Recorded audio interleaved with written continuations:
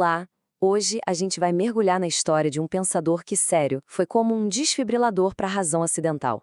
O nome dele é Averroes. E o que ele fez foi incrível. Ele construiu uma ponte de conhecimento por cima de um abismo de séculos, reconectando mundos que já tinham até se esquecido um do outro. Vamos fazer um exercício rápido de imaginação. Pense em tudo que estrutura o nosso pensamento: a ciência, a filosofia, o próprio direito. Agora, imagine se a base disso tudo, o pensamento racional dos gregos, tivesse simplesmente desaparecido, sumido. Pois é, a verdade é que isso quase aconteceu. Por muito pouco a gente não perdeu tudo. A chama da lógica clássica estava quase se apagando na Europa. Mas ela foi cuidadosamente protegida, alimentada, só que não em Paris ou Roma, mas sim em Bagdá e em Córdoba, por uma geração fantástica de estudiosos. Para a gente entender o tamanho desse resgate, a gente precisa voltar um pouquinho no tempo, bem para o ponto em que esse tesouro todo quase se perdeu de vez. Com o colapso do Império Romano do Ocidente, a Europa virou um caos, toda fragmentada. As grandes bibliotecas foram destruídas ou simplesmente esquecidas. E os textos que eram a base de tudo, especialmente os de Aristóteles, se tornaram inacessíveis, viraram quase uma lenda. E o que a gente vê aqui é fascinante. São dois mundos indo em direções totalmente opostas. O fechamento das escolas de Atenas em 529 é praticamente o fim de uma era na Europa. Ao mesmo tempo, lá no Oriente, nascia uma sede de conhecimento que deu início a um dos maiores projetos de tradução da história. E é bem aqui que a história dá uma virada daquelas bem inesperadas, com o mundo árabe assumindo o papel de guardião da sabedoria do Ocidente. Essa analogia do disco rígido externo é perfeita. Pensa assim, o sistema operacional europeu estava travando, perdendo dados. E aí, eruditos sírios, árabes e judeus fizeram um backup completo. E não foi só copiar e colar, não. Eles traduziram, comentaram e organizaram todo esse conhecimento valiosíssimo. Esse movimento intelectual ficou conhecido como falsafá. E não era só um exercício acadêmico, não. Era uma tradição viva, pulsante mesmo, que usava o rigor da lógica grega para investigar de tudo, desde metafísica até medicina, tudo isso dentro de um novo contexto cultural. E bem no auge dessa era de ouro intelectual, surge a nossa figura central, Ibn Rushd, que a gente aqui no Ocidente conhece como Averroes. Ok, vamos nos situar no tempo e no espaço. A gente está no século XII, na deslumbrante cidade de Córdoba, em Al-Ándalus, a Espanha muçulmana.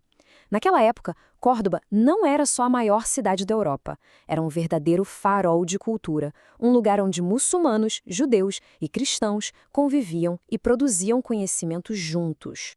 Certo, vamos aprofundar um pouquinho. Antes de Averroes, o grande filósofo Avicena tinha lido Aristóteles de um jeito que misturava tudo com um misticismo. O Averroes olhou para isso e pensou: não, a gente precisa voltar para a fonte. O projeto dele era fazer uma limpeza, sabe? Resgatar o Aristóteles puro, focado na lógica, na observação, na razão. O ponto aqui é que a filosofia estava sendo atacada por teólogos mais conservadores. E em resposta a um livro muito influente chamado A Destruição dos Filósofos, o Averroes escreveu a réplica dele com esse título genial e super desafiador. Era uma defesa apaixonada do pensamento racional. E essa defesa toda nos leva direto para a ideia mais poderosa e duradoura dele, a de que filosofia e religião podem, sim, viver em harmonia. Essa era a pergunta da Idade Média, tipo a pergunta de $1 milhão. Se a verdade já foi revelada nos textos sagrados, para que serve a razão? As duas não vão entrar em conflito uma hora? Averroes encarou essa questão de frente. A solução que ele propôs é de uma elegância impressionante. Ele dizia que a verdade é uma só, como o topo de uma montanha. A religião oferece um caminho para todos baseado na fé, a filosofia oferece outro caminho mais íngreme baseado na lógica. Mas no fim das contas, os dois chegam no mesmo cume. E essa analogia dos dois olhos é brilhante. Ninguém precisa escolher entre o olho direito e o esquerdo. São os dois juntos que nos dão a visão completa, a percepção de profundidade. Para o Averroes, a razão e a fé funcionam exatamente do mesmo jeito. Juntas, elas dão a verdadeira sabedoria.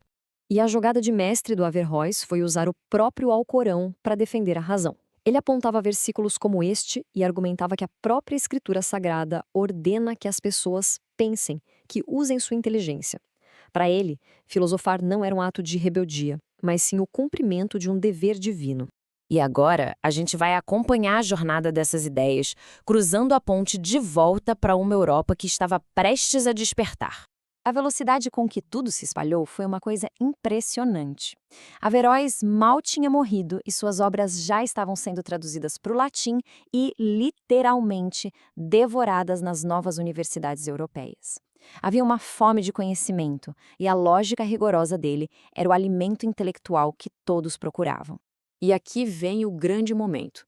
Para a gente ter uma noção do tamanho do impacto do Averroes, basta ver como ele era chamado nas universidades medievais.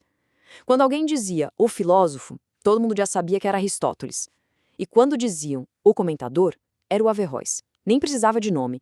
Ele era a referência máxima para entender o maior de todos. O impacto dele foi direto e profundo. O maior pensador da Idade Média cristã, Tomás de Aquino, construiu toda a sua obra monumental em um diálogo constante com Averroes. Foi Averroes que reintroduziu o kit de ferramentas lógicas de Aristóteles que Aquino usaria para construir todo o seu sistema. E tudo isso nos traz a uma conclusão muito poderosa sobre a natureza do conhecimento e sobre quem a gente é hoje. Essa frase resume perfeitamente a nossa jornada. O pensamento ocidental, especialmente o jurídico, não nasceu pronto num único lugar. Ele é como um rio. A nascente é grega, mas as águas foram canalizadas e purificadas pela lógica árabe antes de formarem as grandes estruturas do pensamento europeu. Nós somos herdeiros de todos eles. E fica aqui a reflexão final. A história de Averroes é um lembrete de que o conhecimento não tem fronteiras.